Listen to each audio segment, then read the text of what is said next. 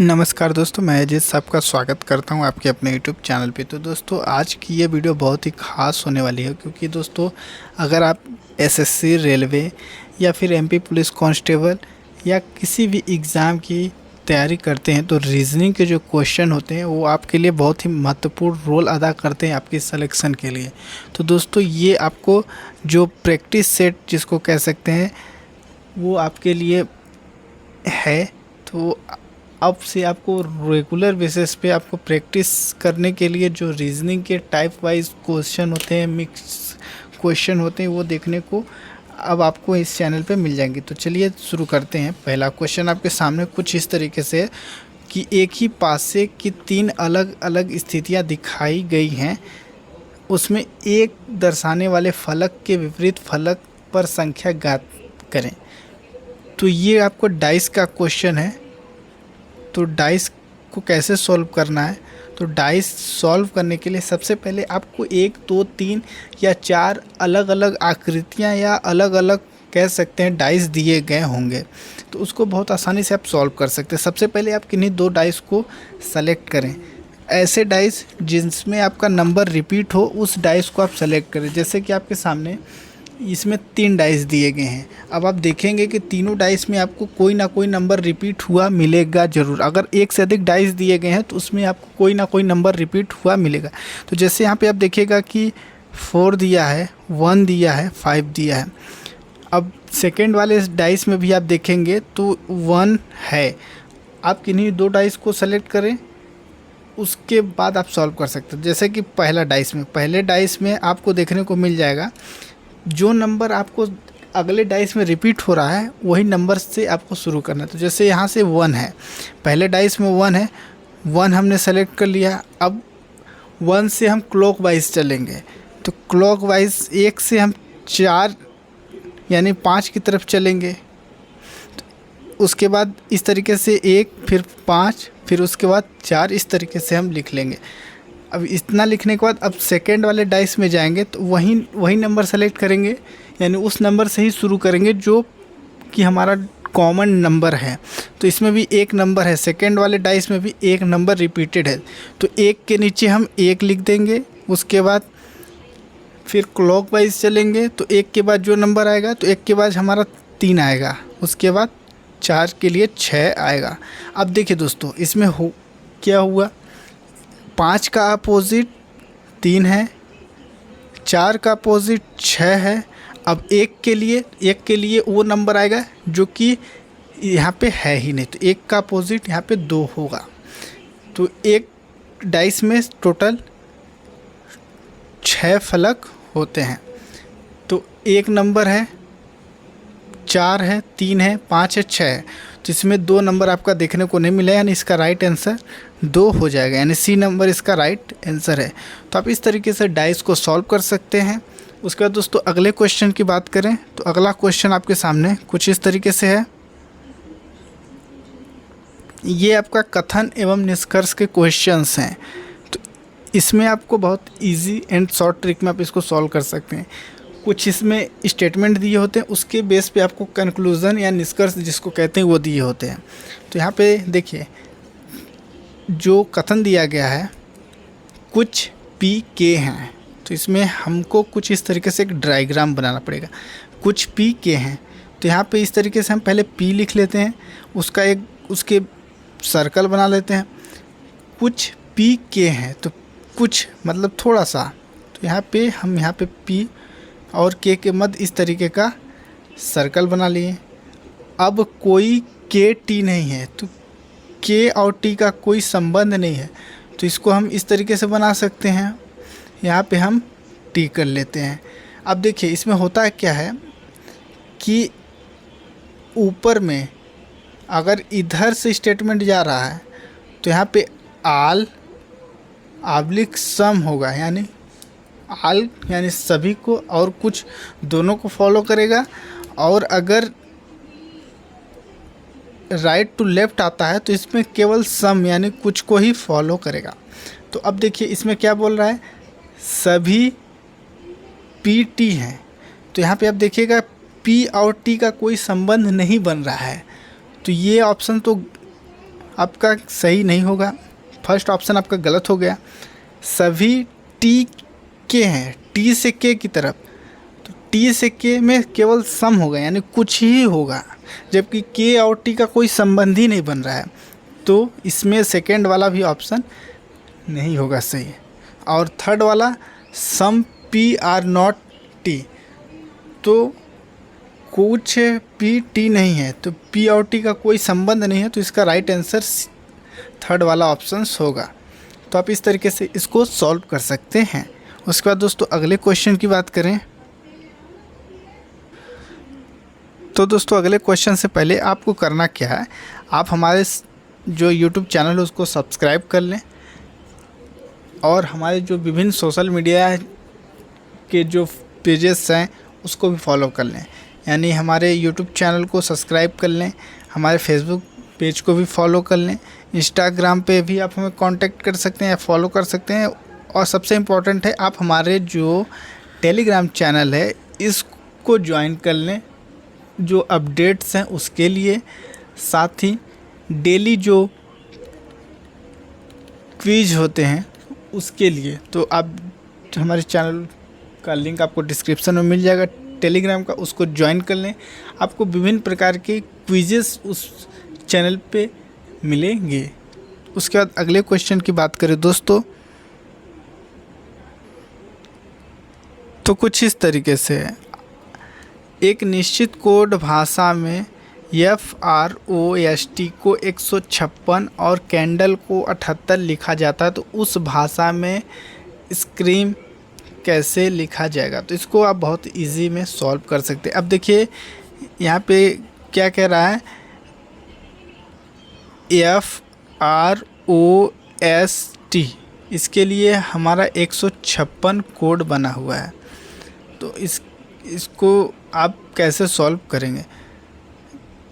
156 ये आया कैसे, तो अगर हम F कोड की बात करें तो F जो होता है ABCD में 6 नंबर पे आता है, जबकि R दोस्तों 18 नंबर पे, O जो होता है ये 15 नंबर पे, S 19 नंबर पे और T 20 नंबर पे आता है।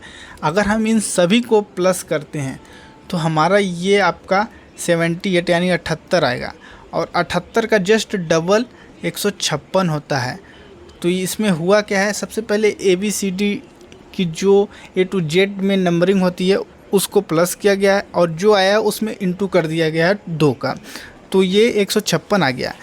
अब उसी प्रकार कैंडल की बात करें, कैंडल के लिए हमारा 78 यूज हुआ है, CANDLE कैंडल, कैंडल के लिए 78 यूज़ किया गया है कोड। अब इसमें दोस्तों कैंडल के लिए 78 जब यूज़ किया गया है तो C जो होता है ये 31 नंबर पे आता है, ये 1 नंबर पे आता है, सॉरी C जो होता है 3 नंबर पे आता है, A 1 नंबर पे आता है, और N 14 नंबर पे आता है, D दोस्तों 4 नंबर पे आता है, L 12 नंबर पे आता है, और E की बात करें E 5 नंबर पे आता है। अब हम सब इन सभी को जब प्लस करेंगे तो ये 39 हो गया यानी 39 आएगा, और 39 का जस्ट डबल हमारा 78 होता है, 78 हमारा हो गया, यानी इसमें भी प्लस करके जस्ट डबल किया गया है। उसके बाद अब अगले के स्क्रीम के लिए जो हमारा शब्द यूज़ करना है तो उसके लिए भी हमें सेम रूल्स को ही फॉलो करना पड़ेगा। तो इसमें हम क्या करेंगे, SCREAM लिखने के बाद यस की जो कोडिंग होती है उसको पहले काउंट करना है, फिर सी की जो कोडिंग होती है उसको काउंट करना है, फिर REAM जो होता है उसके लिए भी सेम कोडिंग हमको यूज़ करनी है। जब हम इन सभी कोडिंग को यूज़ करेंगे तो जो हमारा S होता है वो आता है 19 नंबर पे, 19 नंबर पे। फिर C की बात करें, C हमारा 3 नंबर पे आता है, R जो होता है ये 18 नंबर पे आता है, E जो हमारा है ये 5 नंबर पे आता है, A जो हमारा है 1 नंबर पे आता है, और M जो होता है हमारा ये 13 नंबर पे आता है। अब इन सभी को प्लस करके इंटू कर देना है। तो देखिए 19 अब इन सभी को प्लस करेंगे तो यहाँ पे 19 और 1 ये 20 हो गया, 20 उसके बाद 18 तो यहाँ से 38 हो गया, 38 48 40 49 50 51, 51 के बाद 51 में 8 आपको प्लस कर देना है, +8 तो ये हमारा 59 हो जाएगा। 59 में इंटू 2 कर देना है तो यहाँ से हमारा 8 आ जाएगा और इधर से 1 हासिल में है, 5 दूना 10 11 118 इसका राइट आंसर हो जाएगा, यानी सी नंबर इसका राइट आंसर हो जाएगा। तो आप इस तरीके से इसको सॉल्व कर सकते हैं। अब दोस्तों अगले क्वेश्चन की अगर आप बात करें तो अगला क्वेश्चन आपके सामने कुछ इस तरीके से, निम्नलिखित में से कौन सा अक्षर समूह प्रश्न चिन्ह के स्थान पे आएगा। तो इसके लिए एक ये दिया गया है DWFUHSJQLO, उसके बाद एक क्वेश्चन मार्क दिया गया है, तो इसको हमको सॉल्व करना है। अब इसके लिए दोस्तों हमें सबसे पहले कोडिंग यूज़ करनी पड़ेगी जो कि ABCD की कोडिंग होती है।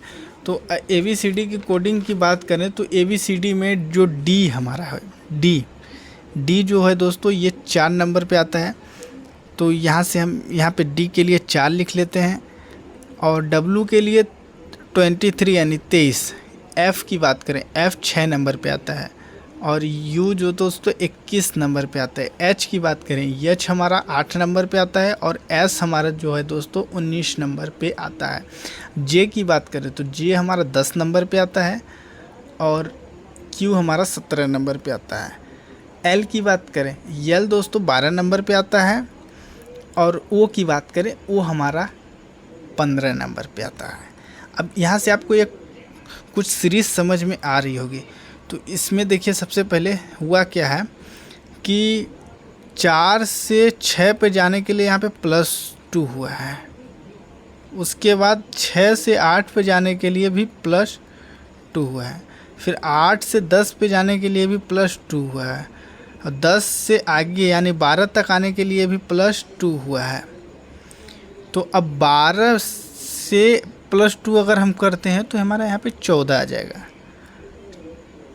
14 के लिए हमारी जो ABCD में कोडिंग होती है वो होता है N। तो हमारा जो आंसर होगा वो N से स्टार्ट होगा। तो N से स्टार्ट होगा तो हमारा B नंबर जो ऑप्शन से ये तो गलत हो गया, यानी B नंबर ऑप्शन होगा ही नहीं। अब A C D बचा। उसके बाद अब हमारा 23 से 21 की तरफ की बात करें, 23 से हमारा 21 तरफ हम अब जाएंगे। तो 23 से 21 तरफ जाने के लिए हमारे पास ऑप्शंस है 23 से 21। यहाँ पे अब हम यहाँ पे 23 से 21 में जाएंगे तो यहाँ पे -2 हुआ है और 21 से 19 पे जाने के लिए भी -2 हुआ है और 19 से 17 पे जाने के लिए भी -2 हुआ है और फिर 17 से 15 पे आने के लिए भी -2 हुआ है। फिर 15 से -2 अगर करते हैं तो हमारा 13 आएगा। 13 के लिए हमारी जो कोडिंग होती है ये M होती है। तो इसका जो राइट आंसर होगा ये हमारा C नंबर होगा, यानी इसमें पहले +2 हुआ है फिर -2 हुआ है। तो इस तरीके से आप इसको सॉल्व कर सकते हैं, यानी C नंबर इसका राइट आंसर है। तो आप इस तरीके से इसको सॉल्व कर सकते हैं, इस तरीके के कोडिंग के सवालों को। अब अगले क्वेश्चन की बात करें दोस्तों,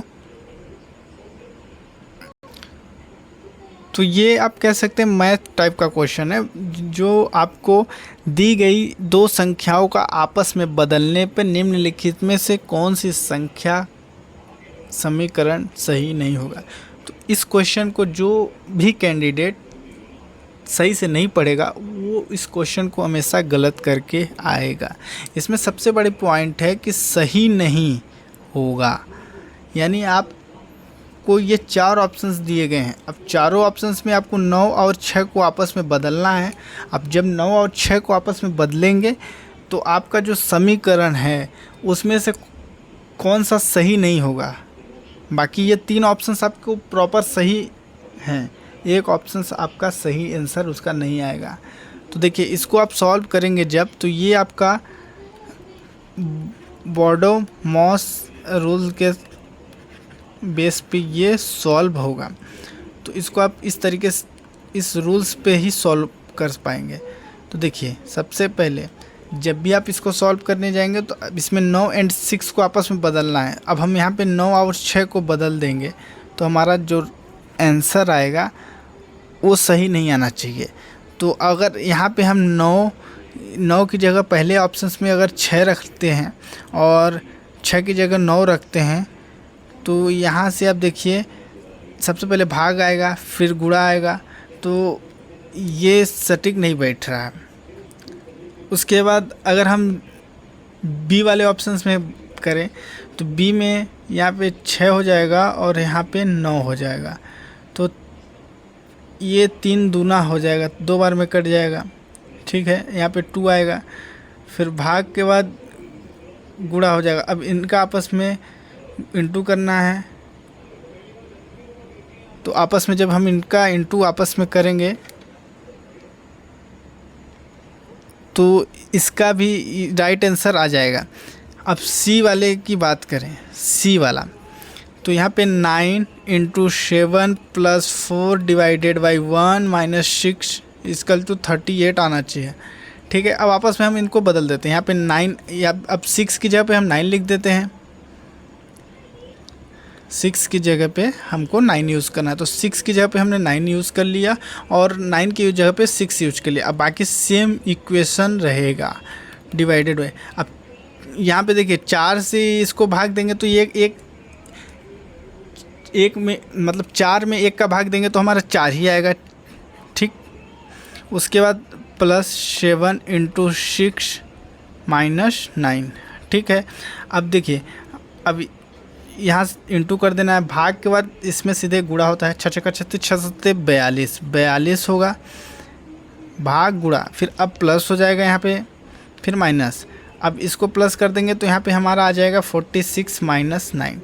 अब हम इसको माइनस करते हैं तो हमारा इसमें 37 आना चाहिए, लेकिन हमारा इसमें दिया क्या गया है 38। तो इसके हिसाब से इसका राइट आंसर सी नंबर होगा। यही एक ऑप्शन है जो गलत है, बाकी सारे ऑप्शंस जो हैं वो सही सॉल्व हैं। आप जब भी सॉल्व करेंगे तो इसको सॉल्व करके आप बाकी के ऑप्शंस को देख सकते हैं।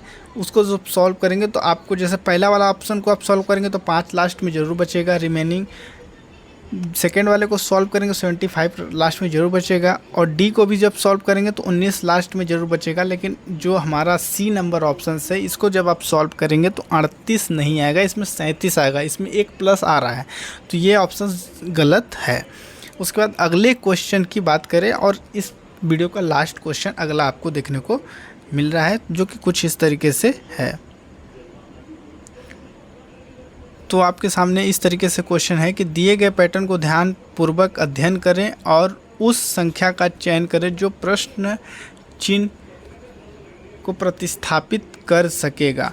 यानी ये आपको 3 ऑप्शंस दिए गए, फर्स्ट रो, सेकेंड रो और थर्ड रो। इसमें कुछ संख्याएं दी गई हैं, उस संख्या के बेस पर आपको जो आपका आंसर है उसको लाना है। तो देखिए सबसे पहला फर्स्ट रो में दिया क्या गया है 12, 7, 32। अब हमें करना क्या है, 12 और 7 का यूज़ करके 32 बनाना है, या फिर 32 7 का यूज़ करके 12 बनाना है, या फिर 12 32 का यूज़ करके 7 बनाना है। जिस तरीके से आप सॉल्व करेंगे फर्स्ट रो को, उसी तरीके से सेकेंड रो, थर्ड रो, इन तीनों का यूज़ करना है। देखिए इसको हम कैसे सॉल्व करेंगे, इसमें हम अगर इसमें देखिए 12 7 5 12 होता है, तो यहाँ पे हम देख रहे हैं कि -5 है, तो उसी का इंटू अगर हम करते थे 12 × 5 कर देते हैं तो हमारा दोस्तों 12 में अगर हम 5 का यूज़ कर लेते हैं तो 12 × 5 करते हैं तो यहाँ पे 12 पंचे 60 हमको मिल जाएगा। इसमें अगर हम यहाँ पे माइनस कर देते हैं 12 × 5 माइनस अब 7 × 4 करते हैं तो 7 चौक 28 हो जाएगा, तो यहाँ पे 28 हो जाएगा। तो जब इसको -60 में से 28 को माइनस कर देंगे तो 32 यानी 32 हमारा आ जाएगा। इसी रूल्स के हिसाब से अब हमको सेकेंड रो को भी यूज़ करना होगा। तो यहाँ पे देखिएगा 17 दिया गया है, ठीक है, 17 इंटू 5 करते हैं तो हमारा यहाँ पे 85 मिलेगा। माइनस करते हैं 13 इंटू 4 करते हैं तो यहाँ पे हमारा 13 चक्को 52 आ जाएगा। तो इसमें भी हमारा 33 आ जाएगा। सेकेंड रो भी हमारा कंप्लीट हो गया। अब थर्ड रो में जिसमें हमको क्वेश्चन मार्क वाले ऑप्शंस पे वो संख्या लानी है तो उसके लिए अब देखिए हमको करना क्या है। 14 इंटू 5 अगर करते हैं फिर उसमें माइनस करते हैं, फिर 8 इंटू 4 करना है तो यहाँ पे 4 पंचे 20, 70 हो जाएगा, माइनस 8 चौक 32 हो जाएगा। अब इन दोनों को माइनस कर देना है। तो जब हम इन दोनों को माइनस करेंगे तो यहाँ पे 38 हमारा राइट आंसर हो जाएगा। 38 यानी ये नंबर इसका राइट आंसर हो जाएगा। तो दोस्तों अगर आज की वीडियो के माध्यम से आप कुछ भी सीखे होंगे तो वीडियो को लाइक ज़रूर कीजिएगा। चैनल पे पहली बार आए हुए हैं तो चैनल को सब्सक्राइब जरूर कीजिएगा। इसी तरीके की वीडियो के लिए आप हमारे साथ जुड़े रहें।